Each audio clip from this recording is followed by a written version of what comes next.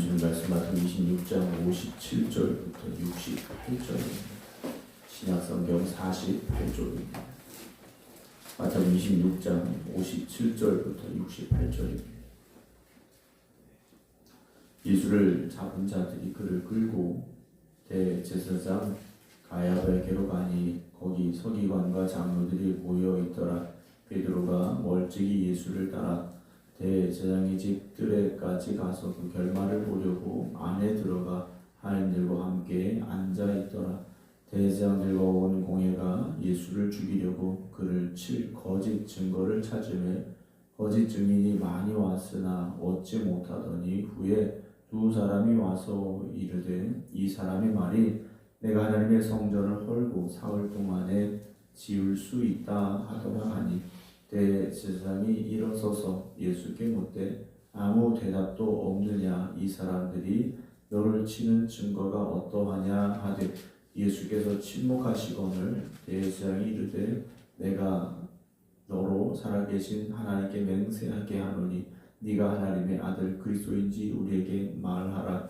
예수께서 이르시되 네가 말하였느니라. 그러나 내가 너에게 이르노니 이후에 인자가 권능의 우편에 앉아 있는 것과 하늘 구름을 타고 오는 것을 너희가 보리라 하시니 이에 대제사장이 자기 옷을 찢으며 이르되 그가 신성 모독하는 말을 하였으니 어찌 더 증인을 요구하리요. 보라, 너희가 지금 이 신성 모독하는 말을 들었도다. 너희 생각은 어떠하냐. 대답하여 이르되 그는 사형에 해당하니라 하고 이에 예수의 얼굴에 침 뱉으며 주먹으로 치고 어떤 사람은 손바닥으로 때리며 이르되 그리스도야 우리에게 선지자 노릇을 하라. 너를 친 자가 누구냐 하더라. 아멘. 오늘 하나님의 크신 은혜 가운데 믿음의 길을 걸어가는 하나님 앞에 귀하게 쓰임받을 수 있는 오늘 성도들 되시길 주의 이름으로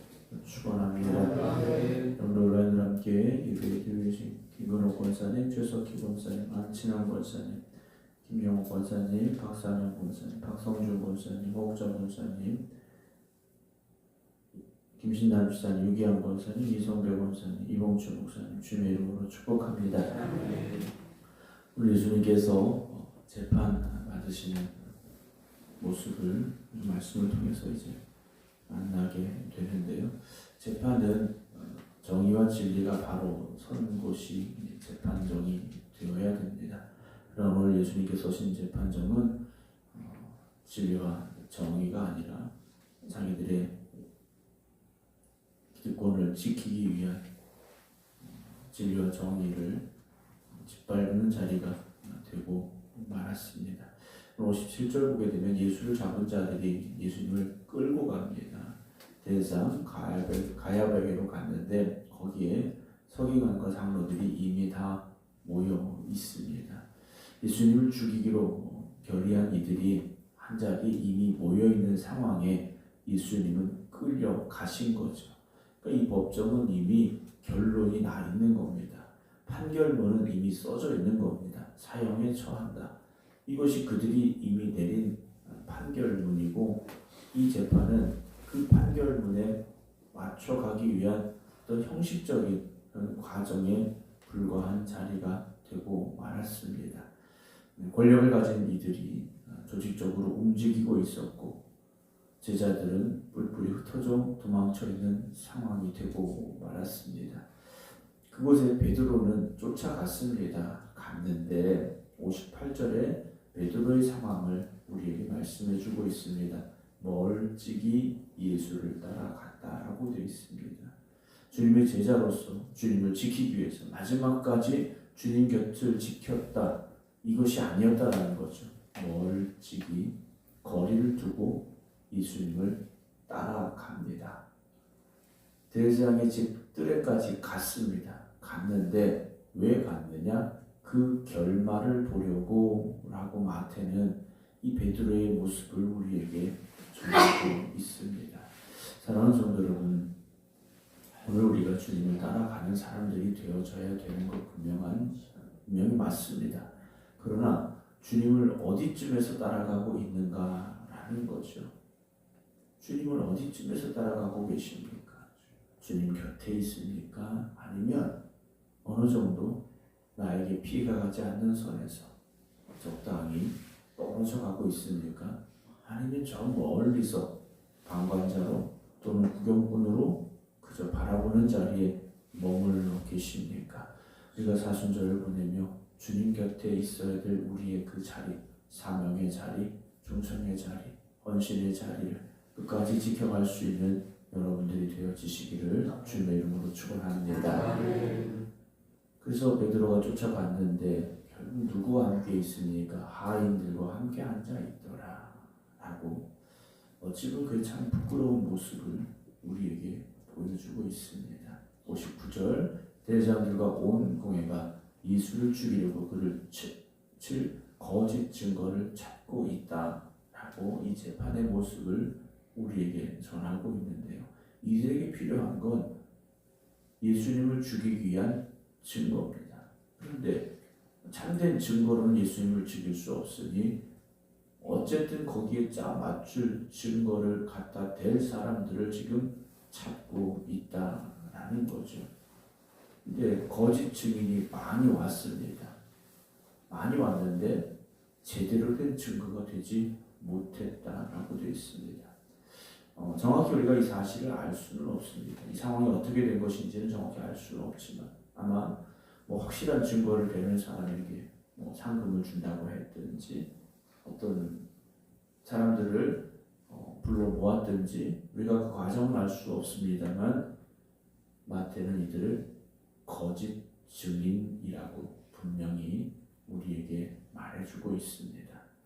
여러분, 우리는 진리 안에 거한 사람들이 되어져야 되고 진리를 말하는 사람들이 되어져야 됩니다. 우리가 진리를 바라보며 진리 안에 거하고 진리의 삶을, 진리의 말들을 우리가 하면서 살아야 되는데 우리가 하고 있는 이 말들이 정말 하나님의 진리 안에 거하고 있는 말들일까? 우리는 늘 돌아보아야 됩니다. 그래서 세상에서도 그렇지 않습니까? 한번 뱉은 말은 다시 주워 담을 수 없다라고 말합니다. 그러니까 우리가 말을 함에 있어서 특별히 하나님의 자녀된 우리가 말을 함에 있어서는요 다시 주워 담을 수 없다라는 그 사실을 좀 무겁게 느껴야 되는 거죠. 물론 여러분들이 아무 말이나 막 한다라는 말씀은 아닙니다. 그러나 내가 하는 말 한마디가 하나님의 영광을 위하여 하는 말인지 주님의 몸된 교회를 위하여 하는 말인지 영혼을 구원하기 위해 하는 말인지 아니면 그것이 아닌지를 우리가 돌아볼 수 있어야 된다는 거죠. 그래서 여러분들의 말 한마디 한마디가 정말 하나님의 기쁨이 되어지고 하나님 앞에 영광이 되어지는 그런 말들이 되어지기를 주님의 이름으로 축원합니다. 61절 보면 60절 뒤에 후에 두 사람이 왔습니다. 그래서 이 두 사람이 와서 하는 말이 61절에 이 사람의 말이 내가 하나님의 성전을 헐고 사흘 동안에 지을 수 있다 하더라 하니라고 말하죠. 주님이 하신 말씀이 맞기는 맞습니다. 그렇죠? 주님이 분명히 하신 말씀이에요. 그런데 말을 전하는 이들의 문제가 뭡니까? 앞뒤 다 잘라냈다는 게 문제죠. 딱 그 말만 한 겁니다. 여러분, 요즘도 세상이 그렇지 않습니까? 정말 중요한 앞에 설명, 어떤 뒤에 결론, 이건 빼놓고 중간에 말 한마디만 딱 잘라서 인터넷에 올라가고 이 동영상이 돌아다니고 그러다 보면 전혀 의도치 않은 상황과 결론을 마주하게 되는 모습들을 보게 됩니다.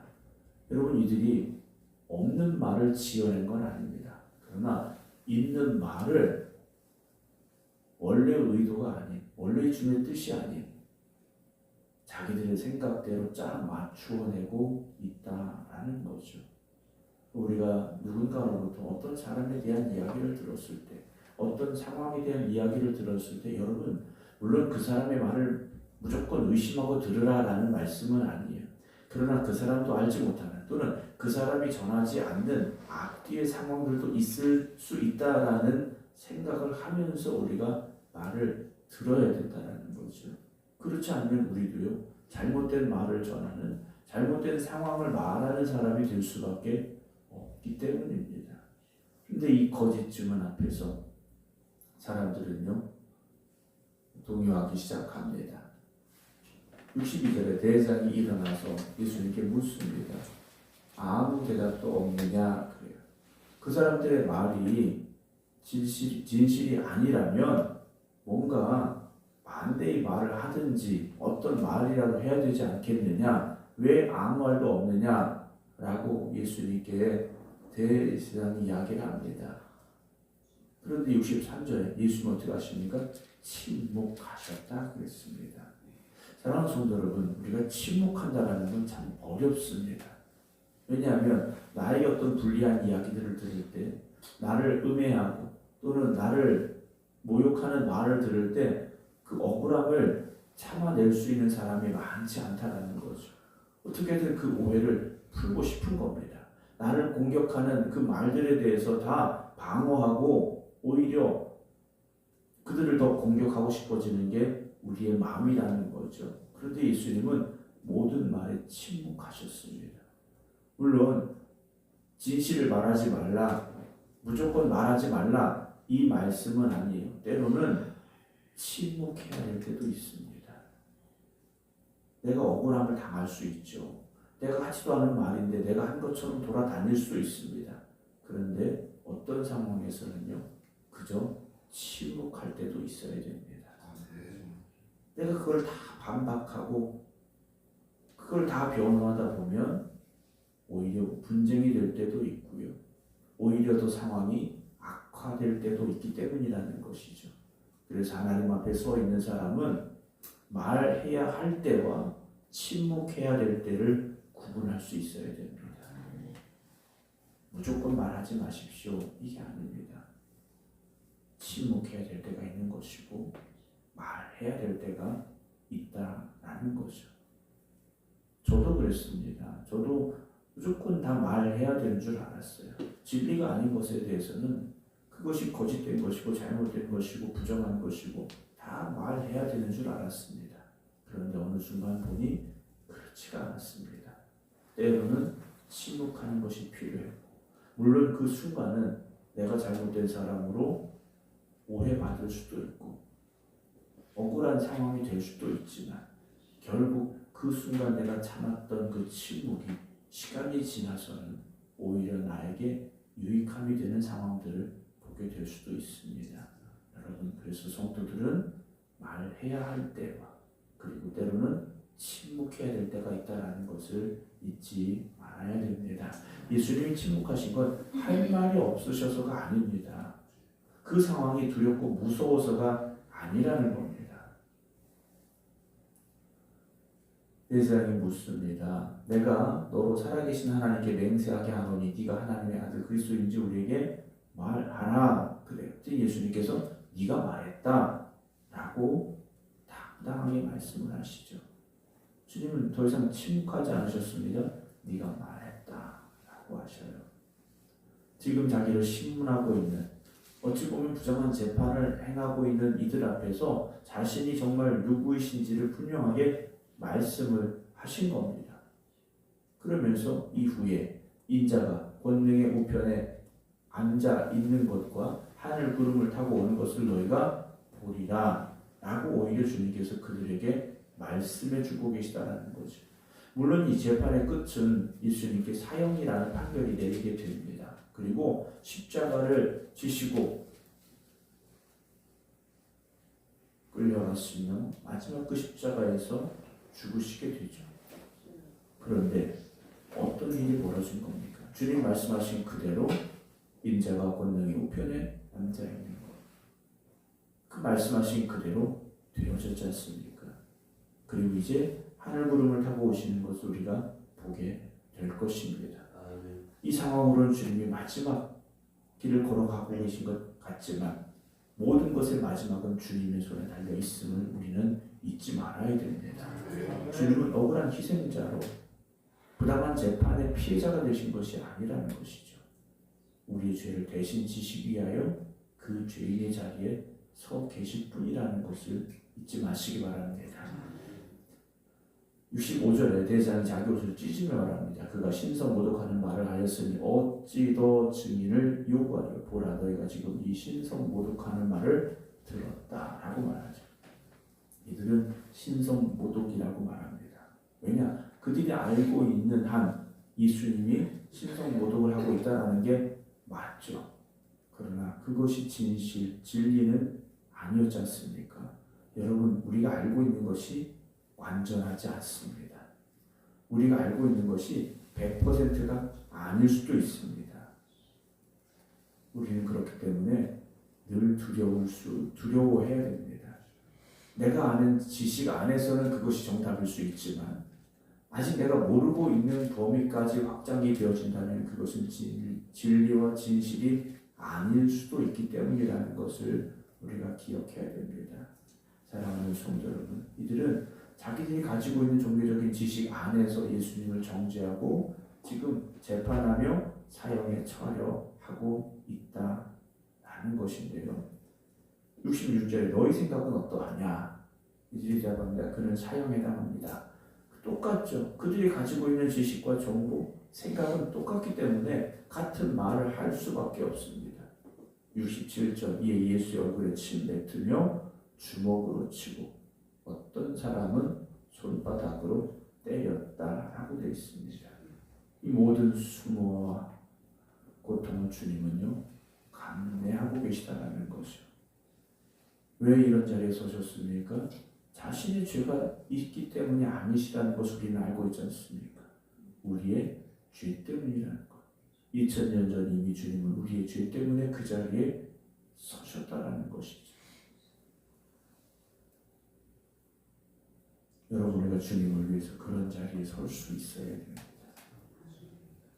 복음을 위하여 목숨을 걸었던 이들, 복음을 위하여 희생당하고 고통의 길을 걸어갔던 이들은요, 나 대신 주님께서 먼저 그 자리에 서셨음을 고백했기 때문에 그들이 주님을 위해서 그런 길을 갔던 겁니다. 여러분, 우리도 오늘 주님이 가셨던 그 길을 우리도 걸어가겠습니다. 고백할 수 있어야 됩니다. 주님은 이미 분명히 말씀하셨습니다. 나를 따라오려고 좀 자기를 부인하고 자기 십자가를 짓고 가라 하신 것이 아니라 나를 따라와라 하셨습니다. 오늘도 우리가 그렇게 주님의 뒤를 따라가기를 원합니다. 68절에 그리스도야 우리에게 선지자 노릇을 하라. 너를 친 자가 누구냐? 예수님을 조롱하고 모욕하고 있습니다. 사랑하는 성도 여러분, 우리가 받아야 될 그 수치와 모욕, 그 고통을 감당하신 주님 앞에서 오늘도 우리가 그렇게 주님을 바라보며 가겠습니다. 주님이 가신 길을 우리도 가겠습니다. 고백할 수 있는 그 믿음의 결단이 이 시간 우리에게 함께하기를 주님의 이름으로 축원합니다. 기도하겠습니다. 진리와 정의가 바로 서야 될 재판정이 거짓 증인으로 차고 넘쳤고 부당한 판결로 예수님을 사형에 처해야 하는 이들만 가득했습니다. 그런 자리에서도 주님은 우리를 대신하여 십자가의 길로 가시기 위하여 침묵하셨고 그 모든 수모와 수치를 묵묵히 감당하고 계신 모습을 우리가 보게 됩니다. 오늘도 주신 말씀을 통하여 우리가 깨닫게 하시고 오늘 우리의 믿음의 결단과 삶의 고백이 있게 하여 주시옵소서. 주님만 바라보며 주님만 따라가겠습니다. 주님이 가신 그 길에 오늘 우리도 함께 하겠습니다. 고백할 수 있는 저희를 되게 하여 주시옵소서. 오늘 주님의 거룩하고 복된 날을 우리에게 허락하여 주시옵사오니 오늘도 주님 앞에 믿음으로 나아가는 저희를 되게 하시고 하나님이 기뻐 받으시는 참된 예배자들이 되게 하여 주시옵소서. 오늘도 깨어 기도드리는 성도들을 붙잡아 주시옵시고 주어진 믿음의 자리에서 사명의 자리에서 충성되이 살아가는 저희를 되게 하여 주시옵소서. 이제는 우리 주 예수 그리스도의 은혜와 아버지 하나님의 무한하신 사랑하심과 성령님의 감동 감화 교통 역사하심이 주님만 바라보며 믿음의 길을 걸어가기로 결단한 모든 성도들 위해 이제부터 영원토록 함께 하시기를 간절히 축원하옵나이다. 아멘.